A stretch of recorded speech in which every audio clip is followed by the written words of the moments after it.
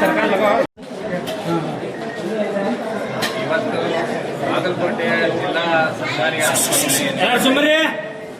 doctor Bima Ambedkar ಅವರ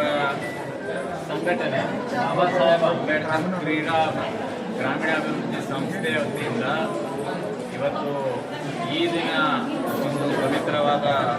ಈ ಸಂದರ್ಭದಲ್ಲಿ ಇಲ್ಲಿಯ ರೋಗಿಗಳಿಗೆ ಮತ್ತು ಅವರ ಜೊತೆ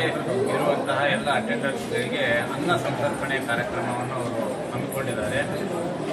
ಇವತ್ತು ಪ್ರವಾದಿ ಮೊಹಮ್ಮದರ ಹುಟ್ಟುಹಬ್ಬದ ಆಚರಣೆಯನ್ನು ಈ ಸಂಸ್ಥೆ ಅಂಬೇಡ್ಕರ್ ಕ್ರೀಡಾಭಿವೃದ್ಧಿ ಸಂಸ್ಥೆಯವರು ಬಹಳ ಅರ್ಥಪೂರ್ಣವಾಗಿ ಒಂದು ಅನ್ನ ಸಂತರ್ಪಣೆ ಮಾಡುವ ಮೂಲಕ ಅಂಬೇಡ್ಕರ್ ಅವರ ಸಂದೇಶ ಏನಿತ್ತು, ಸಮಾನತೆ, ಸಾಮಾಜಿಕ ನ್ಯಾಯ ಮತ್ತು